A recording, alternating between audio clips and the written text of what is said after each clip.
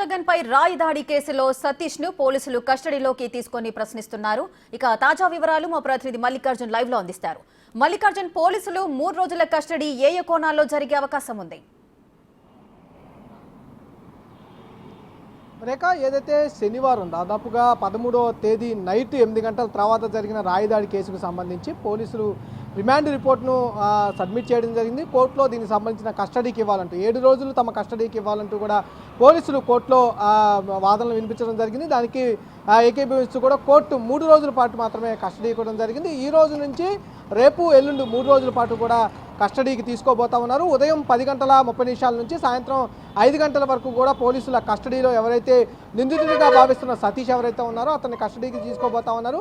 అసలు సతీష్ చేత ఎవరు చేయించారు, సతీష్ వెనకాల ఉన్నది ఎవరు అనే విషయాలపై కూడా దర్యాప్తు కస్టడీలో తీసుకొని విచారించబోతా ఉన్నారు. ప్రధానంగా ఏదైతే దుర్గారావు చెబితేనే సతీష్ చేశాడంటూ కూడా పోలీసులు ఎదుట సతీష్ చెప్పినట్టుగా కూడా రిమాండ్ రిపోర్ట్లో పేర్కొనడం జరిగింది. అలాగే సతీష్ తమ ఫ్రెండ్స్తో కూడా చెప్పినట్టు ఫ్రెండ్స్ వద్ద నుంచి కూడా ఏదైతే స్టేట్మెంట్ కూడా పోలీసులు సబ్మిట్ చేయడం జరిగింది. ఈ కేసులన్నిటికి సంబంధించి దుర్గారావును అయితే A2గా అనుమానిస్తూ కూడా అతన్ని విడిచిపెట్టడం జరిగింది.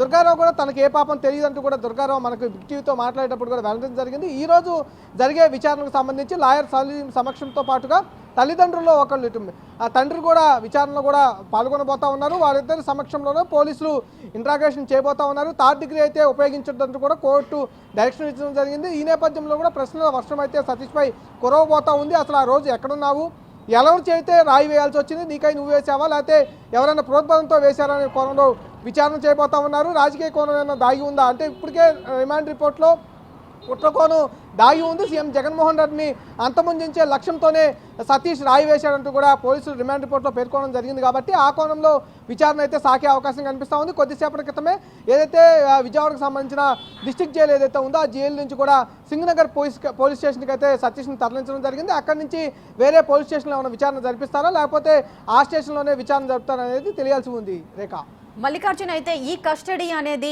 సతీష్ లాయర్ సమక్షంలోనే జరగాలంటూ కూడా వారు ఒక కండిషన్ పెట్టారు. దీనికి పోలీసులు ఒప్పుకున్నారా?